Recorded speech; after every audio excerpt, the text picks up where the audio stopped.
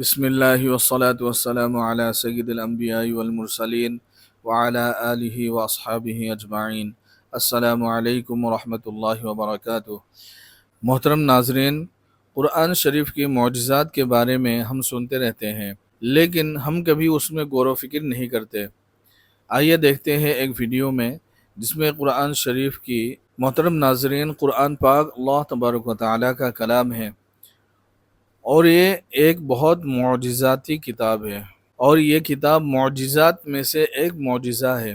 अल्लाह तबारक व तआला ख़ुद फरमाता है कि कुरान की तरह एक सूरत या एक आयत भी कोई क़यामत तक बना नहीं सकते, और इसमें अजीब व गरीब वाक़यात भी है, हैरत कुन बातें भी है। तो आइए देखते हैं कुछ हैरत कुन बातें इस वीडियो में। को एक चमत्कार दिखाने जा रहा हूँ जिसे आपने शायद पहले कभी नहीं देखा हो। कुरान में आयतों की डिवाइन अरेंजमेंट, ये इतना स्पष्ट और प्रत्यक्ष चमत्कार है कि आपको इसे अपनी आंखों से देखना ही काफी है। लाखों लोगों ने कुरान को पढ़ा और याद किया है, लेकिन सदियों से इन 3 प्रतियों में छिपे हुए विजुअल पैटर्न्स को किसी ने नहीं देखा है।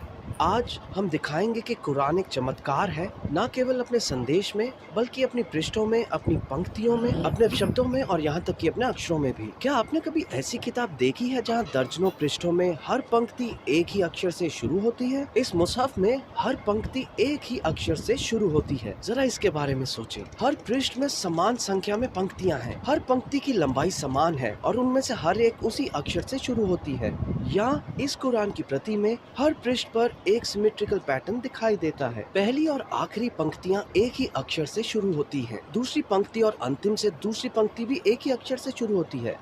ऊपर से तीसरी और नीचे से तीसरी पंक्ति पुनः एक समान। हर एक पंक्ति इस नियम का पालन करती है और हमें हर पृष्ठ पर वही चमत्कार दोहराते हुए दिखते हैं। अब ये प्रति जो आप देख रहे हैं शायद सबसे दिलचस्प हो सकती है। आज हम एक फैसिनेटिंग विजुअल जर्नी पर जाने वाले हैं जो आपके ईमान को एक नए स्तर तक बढ़ा देगी। हाफिज उस्मान नूरी एक कैलीग्राफर थे जो लेट 1800s में हुआ करते थे और उन्होंने पूरे कुरान को 106 बार हाथ से लिखा। हाँ, 106 बार। लेकिन उनकी सबसे बड़ी विरासत सिर्फ वे मुसहफ नहीं थे जो उन्होंने लिखे, बल्कि वो लेखन शैली और पृष्ठ संरचना थी जो अब दुनिया भर में स्वीकार की जाती है। एक दिन जब वो फिर से कुरान की प्रति बना रहे थे, उन्होंने खुद से एक सवाल पूछा, कुरान लिखने का सबसे अच्छा तरीका क्या है? उस समय उन्हें ये अंदाजा नहीं था कि वो एक चमत्कार की खोज करने वाले हैं। कुछ समय बाद अल्लाह ने उनके दिल को एक विचार से प्रेरित किया। वो कुरान के अपने मेजरमेंट्स का उपयोग करके एक मुसहफ लिखने वाले थे। प्रत्येक पंक्ति की लंबाई तय करने के लिए उन्होंने सबसे छोटी सूरह कौसर का उपयोग रेफरेंस के रूप में किया और हर पंक्ति को इस सूरह की लंबाई के समान बनाने का निर्णय लिया। पृष्ठ की लंबाई के लिए उन्होंने सबसे लंबी आयतुल मुदायना को चुना ताकि हर पृष्ठ उस आयत की लंबाई का हो जो पूरे पृष्ठ को भर देती थी। लेकिन जब उन्होंने लिखना शुरू किया तो उन्हें यकीन नहीं हुआ कि शब्द कितनी सटीकता से अपनी जगह पर आ गए। वो जो देख रहे थे उससे चकित थे। हर पृष्ठ एक पूरी आयत से शुरू होती थी और अन्य के पूरा होने के साथ समाप्त होती थी। कोई भी आयत कभी पृष्ठों के बीच में नहीं बटी। प्रत्येक आयत पृष्ठ के ठीक नीचे समाप्त होती थी और पूरा कुरान इसी तरह जारी रहा। 600 पृष्ठ। क्या ये अजीब नहीं है कि अल्लाह ने इसे सटीकता से लिखने की कुंजी खुद कुरान के अंदर ही रखी? जो कोई भी इसे देखता था वो चकित रह जाता था और जल्द ही ये लेखन शैली इस्लामी दुनिया में फैलने लगी।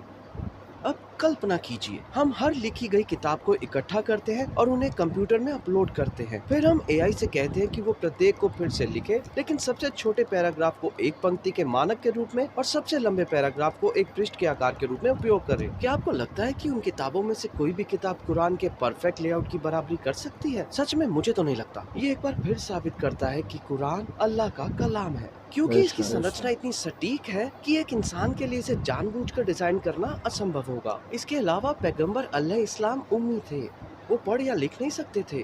और जो बात और भी दिलचस्प है वो ये है कि कुरान की आयतें और सूरतें 23 वर्षों की अवधि में विभिन्न घटनाओं के जवाब में नाजिल हुई और हमेशा विशेष क्षणों पर, एक साथ नहीं। और जो और भी आश्चर्यजनक है वो ये है कि जिस क्रम से सूरतें नाजिल हुई वो उस क्रम से पूरी तरह अलग है जो पैगंबर अलैहिस्सलाम ने अपने साथियों को सिखाया। तो अगर खुद उन्होंने इस स्ट्रक्चर को प्लान नहीं किया था और ना ही हमने किसी अन्य पुस्तक में ऐसा कुछ देखा है, तो ये बहुत स्पष्ट है, ये एक चमत्कार है। बाद में महान तफसीर विद्वान बदियुज़्ज़मान ने 1932 में उसी प्रति में छिपे और रहस्यों की खोज की। उन्होंने देखा कि प्रमुख शब्द जैसे कि अल्लाह, रब, रहमान और पैगंबरों के नाम अन्य महत्वपूर्ण शब्दों के साथ इस तरह से अलाइन थे जो संभवतः रैंडम नहीं हो सकते थे। कुछ तो एक ही पृष्ठ पर एक के नीचे एक दिखाई दिए, जैसे धागे पर मोती। कुछ तो ऐसे हैं कि जब आप आमने सामने के पृष्ठों को एक साथ लाएं तो एक दूसरे के ऊपर परफेक्टली अलाइन होते हैं। बाकी पृष्ठ के दोनों तरफ पूरी तरह से मेल खाते थे। इसलिए वो चाहते थे कि एक ऐसा कुरान लिखा जाए जो इन अलाइनमेंट्स को स्पष्ट रूप से उजागर करे, और जो जाहिर हुआ वो कुरान की डिवाइन अलाइनमेंट थी। क्या हम इसे और करीब से देखें? चलिए अब पृष्ठ 48 पर चलते हैं। देखिए कैसे शब्द रब, जिसका अर्थ है मालिक, जो अल्लाह को रेफर करता है, लगातार 5 बार एक ही पंक्ति में सटीकता से लाइन अप है। अब चलिए पृष्ठ 62 और 63 पर चलते हैं। पृष्ठ 62 पर शब्द अल्लाह का 9 बार प्लेसमेंट देखिए, कितना अद्भुत पैटर्न है। और विपरीत पृष्ठ पर ऐसा दोबारा होता है, सभी 9 एक के नीचे एक पूरी सटीकता से रखे गए हैं। जैसे जैसे हम पन्ने पलटते रहेंगे, हम इस वर्टिकल अलाइनमेंट, एक डिवाइन अलाइनमेंट को पूरे कुरान में पाएंगे। चलिए पृष्ठ 259 पर चलते हैं।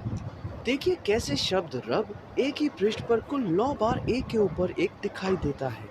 पृष्ठ 82 और 83 पर हमारे लिए कुछ बहुत ही दिलचस्प इंतजार कर रहा है। देखिए कैसे शब्द अल्लाह दोनों तरफ 4 बार दोहराया गया है और कैसे वो आमने सामने के पृष्ठों पर सटीकता से मेल खाते हैं। क्या ये अविश्वसनीय नहीं है? एक और प्रकार का डिवाइन अलाइनमेंट कुरान की एक ही शीट के सामने और पीछे दिखाई देता है। चलिए उस शीट को देखते हैं जिसमें पृष्ठ 33 और 34 शामिल है। वो शीट जिसमें पृष्ठ 289 और 290 भी शामिल है, उस पर शब्द कुरान सटीकता से एक दूसरे के पीछे अलाइन होते हैं, जैसा कि आप देख सकते हैं।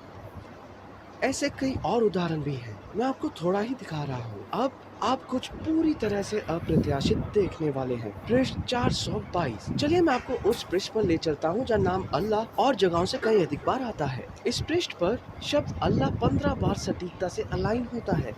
कुरान के सभी 604 पृष्ठों में से इस पृष्ठ पर अल्लाह शब्द की संख्या सबसे अधिक है। और क्या आप जानते हैं कि नीचे से तीसरी पंक्ति पर कौन सी आयत शुरू होती है? या अय्युहल्लज़ीना आमनु ज़कुरुल्लाह ज़िक्रन कसीरा। ए ईमान वालों, अल्लाह को अधिक याद करो। तो जब अल्लाह हमें उन्हें अधिक याद करने का आदेश देता है, वो अपने नाम का उल्लेख किसी भी अन्य पृष्ठ से अधिक करता है और डिवाइन अलाइनमेंट के माध्यम से एक विजुअल मिरेकल प्रदर्शित करता है। बदियुस्मान के अनुसार, जिन्होंने इस चमत्कार की खोज की, कुरान में अल्लाह शब्द 2806 बार आता है और उनमें से लगभग सभी में हम डिवाइन अलाइनमेंट पाते हैं। इसके अलावा शब्द रब 846 बार आता है, नाम रहीम 220 बार आता है और नाम रहमान 156 बार आता है, और इनमें से कई में हम फिर से उसी प्रकार का डिवाइन अलाइनमेंट पाते हैं। इस तरह से अलाइन होने वाले शब्दों का एक और समूह पैगंबरों के नाम है। उदाहरण के लिए पृष्ठ 327 पर हम सुलेमान और दाऊद अलैहिस्सलाम के नाम देखते हैं। वह सुलेमान, वह सुलेमान, वह सुलेमान। वैसे वह का मतलब अरबी में और होता है, और दाऊद और दाऊद। जैसा कि आप देख सकते हैं, नाम एक के नीचे एक पंक्तिबद्ध है। पृष्ठ 449 पर हम पैगंबरों इसहाक, मूसा और हारून अलैहिस्सलाम के नाम देखते हैं। जैसा कि आप देख सकते हैं, मूसा मूसा, हारून और हारून, इसहाक और इसहाक। जैसा कि आप देख सकते हैं, उनमें से प्रत्येक का 2 बार उल्लेख किया गया है और सभी 3 नाम वर्टिकली अरेंज्ड हैं। पृष्ठ 19 पर नाम इब्राहिम अलैहिस्सलाम 3 बार लगातार दिखाई देता है, पूरी तरह से अलाइन। जैसा कि आप देख सकते हैं, इब्राहिम, इब्राहिम और फिर से इब्राहिम। पृष्ठ 235 पर नाम यूसुफ 4 बार दिखाई देता है और निश्चित रूप से पुनः एक के नीचे एक। जैसा कि आप देख सकते हैं, सभी 4 पूरी तरह से अलाइंड हैं। यूसुफ, यूसुफ, यूसुफ और फिर से यूसुफ। अगर मैं आपसे पूछूं कि यूसुफ की सबसे प्रसिद्ध विशेषताओं में से एक क्या है, तो आप क्या कहेंगे? उनकी सुंदरता। सही, ये उन विशेषताओं में से एक है जिसका हमने सबसे अधिक जिक्र किया है। चलिए पृष्ठ 235 पर चलते हैं। आपको छठी पंक्ति में शब्द यूसुफ दिखाई देता है। अब पृष्ठ पलटते हैं और देखते हैं कि ये किस शब्द के साथ मेल खाता है। जैसा कि आप देख सकते हैं, ये कहता है जमील, जिसका अर्थ है सुंदर। क्या ये बेशक इतने सारे मिरेकल्स ये अल्लाह की किताब में ही हो सकता है, ये कोई इंसान का काम बिल्कुल भी नहीं है। और अगर किसी का ये दावा है, और अगर कोई ये दावा करना चाहता है कि कुरान पाक झूठ है, मतलब कोई इंसान का कलाम है, तो उसके लिए अल्लाह ताला का ही चैलेंज है कि कोई एक सूरत या एक आयत इस तरह बना के दिखाओ।